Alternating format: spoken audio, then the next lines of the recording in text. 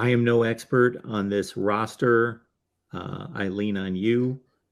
I lean on Cam Underwood. You guys know the roster through and through. You guys analyze it every day. Um, I know quite a bit of what goes on elsewhere and watch all the games and watch all the teams as much as I possibly can. And I don't see this yet. Now it's continuing. We're seeing more and more players in the portal from all over the place every day. But as it stands right now, I don't see much to be concerned about. I agree 100%. I agree 100%. When you follow the program, you study the young men, you follow them on social media. For someone like me, I make highlight tapes, I send it to them, and they're very appreciative of it. You kind of get a soft spot for them because it becomes personal.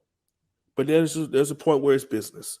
And I look at it like, yes, we have lost some people, but certain players really showed up towards the end of last season, and they are all in. Both quarterbacks decide to come back, so that tells me a little something about the offense from my personal perspective.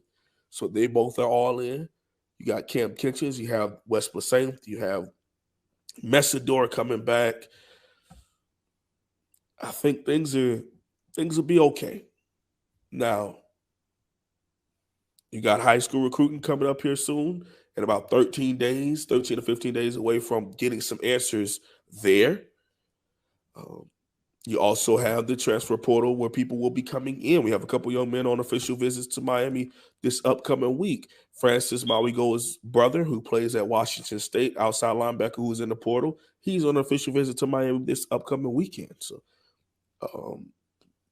big name Justin Flo, a guy who I really liked coming out of class of 2020, who was recruited by Coach Cristobal, who chose to play for Coach Cristobal, and some injuries derailed him for the first half of his career. Now, with 2 years left of eligibility, is in the portal. Now, he's from Upland, California, which we all know USC will always be in conversation for California guys, period. If we can get him on a visit to Miami, I think we could have a good opportunity there. So, again, you're able to wish people a good luck and a thumbs up when it doesn't hurt as much. I mean, let's be honest, Mark. If you get your heart broke by a girl who you were like kind of iffy with, it means she didn't really break your heart. You're just like, all right, we'll just stop talking. But if it's somebody you really wanted to be with and they hurt you, it hurts, man. So it's good for both parties and almost every single situation where a young man has departed from Miami, whether they have 3 years eligibility, 2 years eligibility, one last year, somewhere else. We root for them. Hope they do very, very well where they go. I really do. I mean that. We have our Iowa show with our buddy Corey on Tuesday. Yeah, what's up? And they're losing players. Everybody's losing players, but they're losing some key players. They have a tremendous defense, and they've lost 2 starters off the defense, and then their offense is horrible. They're way out of whack. They've got one of the best defenses in the country, and they've got one of the worst offenses in the country. But when you lose, worse than Miami, yeah, it's that's possible. It is possible. Goodness, check out the numbers or the film. You can go. I wonder why they wanted to hire Josh Gaddis. I think either one of them is going to prove it out for you. And I was raising some concerns, and somebody left in the chat that they said, well, there's been this many players leave Miami. I said, I don't see the situations the same. I see exactly. Kirk Ferentz has a 22 or 23 year program there. And I don't think the sky's falling. I think they're fine, but I think they have some concerns there. There might be some things that aren't adding up. I think one thing is that the OC is his son and he's still there, and players see that nothing's going to change and they're still going to have one of the 5 worst offenses in the country, and they're not going to fire their OC when there are much less programs that will go ahead and take that step.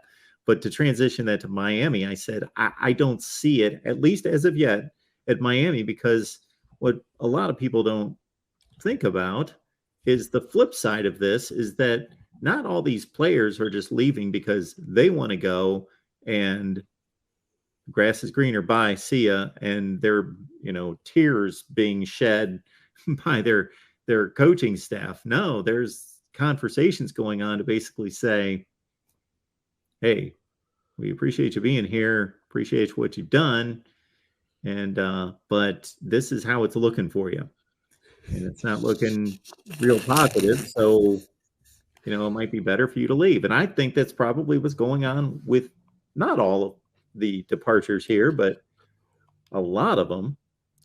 I would agree, and on both ends. And I don't want to come off where it's like, oh, Miami thinks they're better than, but in order to get better, similar to what's happening in Colorado, where Coach Prime walks in and basically tells everybody in the room, hit the portal, you guys suck.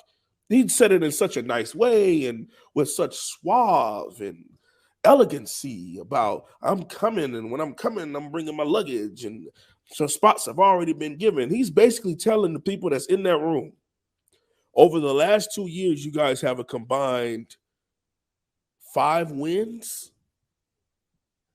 I ain't leaning into that. So y'all figure it out in here. If you want to be here and be a part of, special teams, good for you. But we flat out told him, you leave, gives me more space to bring in more players.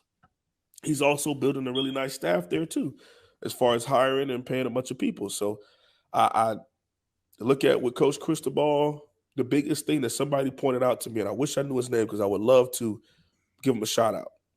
He was calling into the show on Monday, and he flat out said, what we have to do is get the better players out of the portal. Daryl Jackson was a pretty good player. Moultrie was a so-so player out of UAB. Jacob Lichtenstein was a so-so player. But the only big splash player we got out of the portal this previous cycle was Messidor, who graded in one of the top half and top 10 as a defensive end. And that was about it. Everybody else was just guys or just situational plug hole players. We got to be able to get to the point where you land a Justin Flo, a former 5-star, and whether he works out or not, you're adding an elite talent to you. You got to go out there and find a Jalen Phillips. You got to go out there and find these big time guys to come and help instantly that are gonna change life for you, because he might be the prodigal son, Mark, but you can't follow up 5-7 with like 6-6 or close to 5-7 again. But yeah, he's on a 10-year contract. They won't fire him, but this fan base will flip on him real quick. They already started, so he has to be able, and he wants to win. He wants to win now, and things just didn't work out this season. None of us really have the answers except for the people that were there, and things just didn't work out this season. But he has to go out and acquire talent, not just elite high school talent. We got to go out there and get the top echelon transfer portal guys also to mend it all together.